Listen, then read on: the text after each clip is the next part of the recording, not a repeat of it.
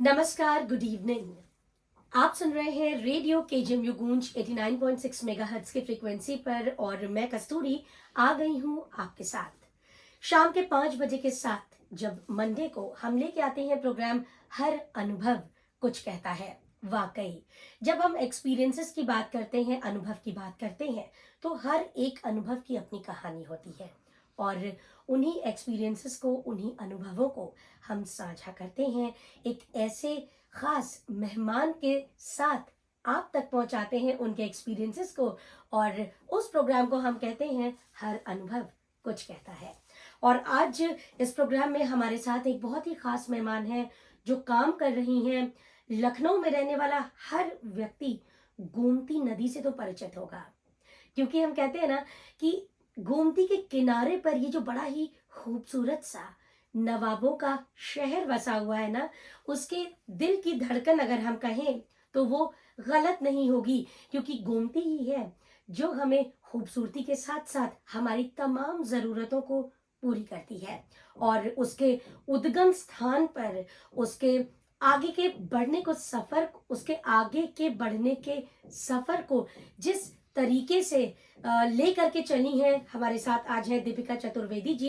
अपने तमाम एक्सपीरियंसेस वो इससे जुड़े हुए शेयर करेंगी। तो अब और बातचीत करने के लिए रुख करते हैं दीपिका जी का। दीपिका जी, बहुत बहुत स्वागत है आपका हमारे स्टूडियो में। Thank you so much Kasturi ji for this opportunity. और मुझे बहुत अच्छा लग रहा है यहाँ पे आके और अपने एक्सपीरियंसेस जरूर मैं शेयर करूँगी। तो दीपिका जी, सबसे पहली बात जो मैं जानना चाहूंगी कि गोमती नदी की जब बात आती है तो चूंकि आज नदियों के रखरखाव पर और उनके जो है स्वच्छता पर और भी तमाम चीज़ों पे बहुत काम किया जा रहा है, लेकिन जब गोमती नदी की बात आती है तो एक तरफ रिवर फ्रंट है जिसकी खूबसूरती देखते बनती है। अगर हम सिक्के के दूसरे पहलू की बात करें तो कहीं ना कहीं गोमती का जो उद्गम स्थान है वो भी अब बहुत बुरी तरीके से प्रभावित हो रहा है। बात अतिक्रमण की हो, बात गंदगी की हो, या फिर बात नदी के रास्ते को ब्लॉक करने की हो, ये सारी समस्याएं कहीं ना कहीं आ रही हैं, जिसका धीरे धीरे अगर हम कहें तो असर आज लखनऊ तक भी पहुंचा है और आगे भी डेफिनेटली गया ही होगा। तो गोमती के उद्गम स्थान पर आपने काफी काम किया है, गोमती के बचाव के लिए। गोमती इसी तरीके से जो ये नदी है हमारे शहर तक अपनी खूबसूरती बिखेरते हुए इठलाते बलखाते पहुंच जाए, तो कैसा रहा वो अनुभव और कैसे आप वहां तक पहुंची? बहुत सारी चीजें आपने की, मैं 2013 से जानती हूँ आपको और तमाम जो है आप उस पर काम कर रही हैं, तो उसकी शुरुआत कैसे हुई? कस्तूरी जी, मैं एकदम बहुत बेसिक से शुरू करूँगी। 2018 में मैंने फर्स्ट टाइम जब उद्गम विजिट किया, स्टार्टिंग में जनवरी में विजिट किया, तो वो एकदम निगलेक्टेड पड़ा था, डिजर्टेड एरिया था। बहुत बस जो स्थानीय लोग थे वही लोग जाते थे। एंड हुआ ये कि 2018 में ही अप्रैल में, मार्च एंड में, अप्रैल स्टार्टिंग में जिन डीएम ने ज्वाइन किया, तो ऑलरेडी मैं उनके साथ यहाँ पे लखनऊ में काम कर चुकी थी।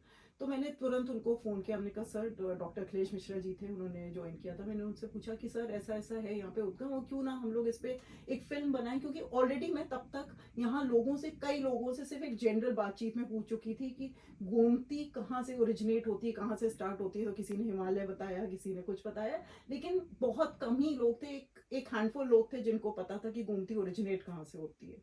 तो मैंने कहा क्यों ना गोमती को, कहाँ से जो उसका उद्गम है, स्टार्टिंग पॉइंट है, उसको लोगों में अवेयरनेस लाने के लिए एक फिल्म बनाते हैं।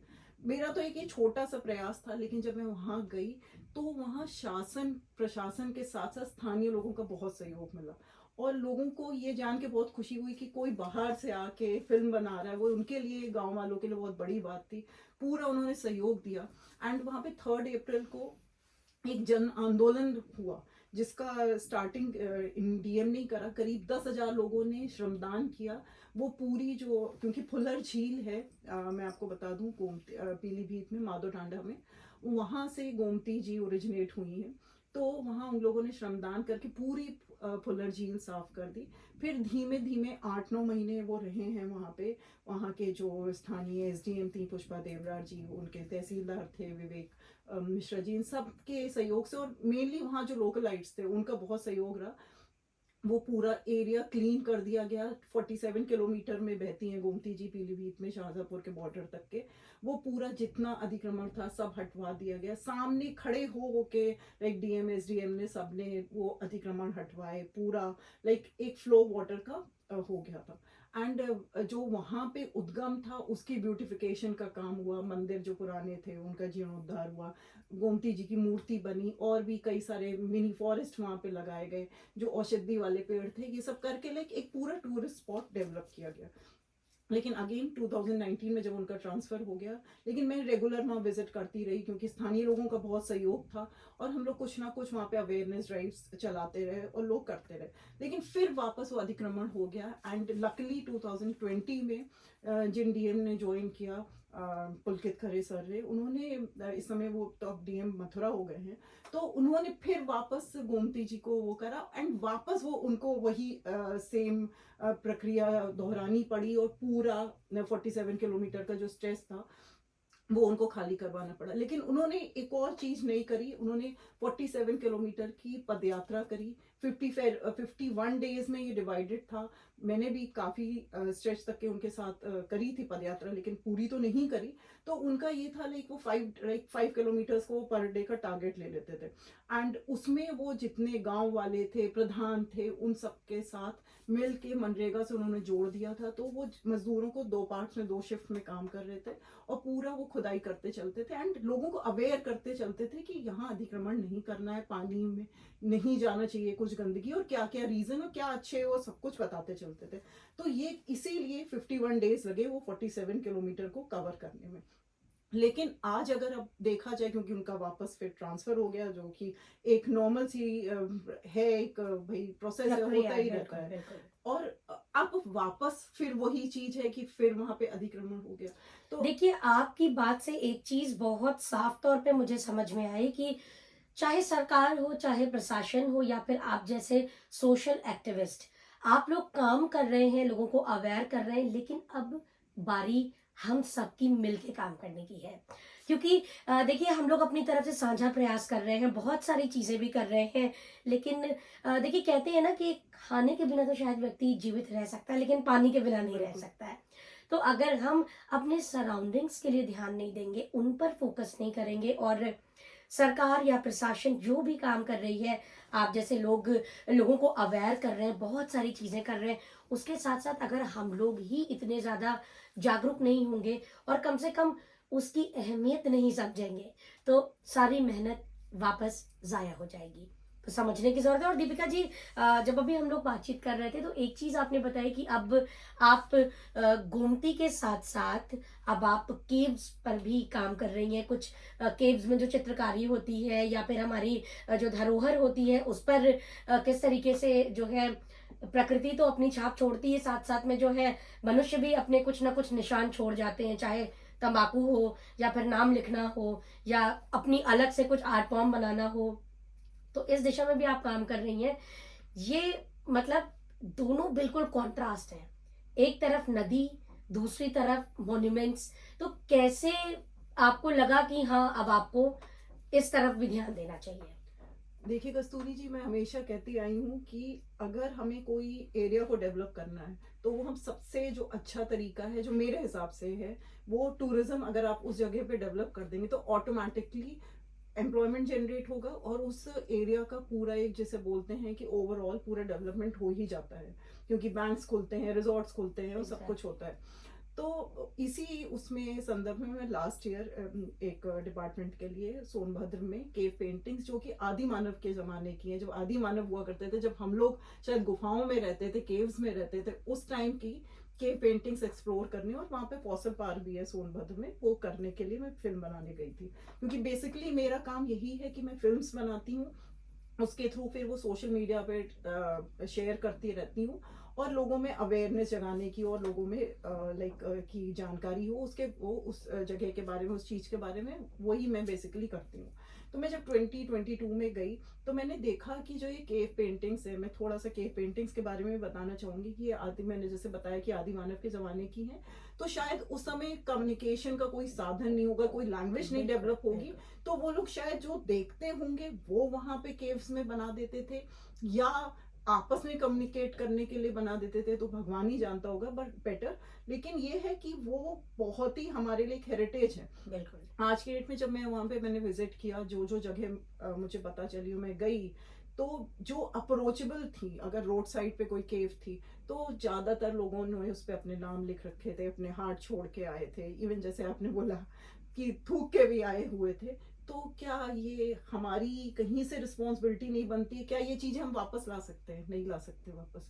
तो हमारी कहीं ना कहीं रिस्पॉन्सिबिलिटी बनती है कि हम इन चीजों के लिए पहले तो अवेयरनेस हो लोगों में कि है क्या ये, प्लस जब अवेयरनेस हो जाए तो उसको हम प्रिजर्व करें। तो मेरा अब इस समय यही प्रयास है। मैं सोशल मीडिया से लगातार फोटोग्राफ्स, वीडियोस एंड इवन मैंने व्लॉग्स बनाए, उनको शेयर करती रहती हूँ। तो मेरा सिर्फ शेयर करने का रीजन अलग अलग सोशल मीडिया पे सिर्फ यही है कि लोग अवेयर हों, एटलीस्ट जो वहाँ पे लोकल लाइट्स हैं तो वो वहाँ पे उस चीज़ों को छेड़छाड़ ना करें। क्योंकि सोनभद्र अपने आप में नेचुरली बहुत बहुत सुंदर डेस्टिनेशन है, एक टूरिज्म स्पॉट है, लेकिन लोग वहाँ जाते नहीं हैं।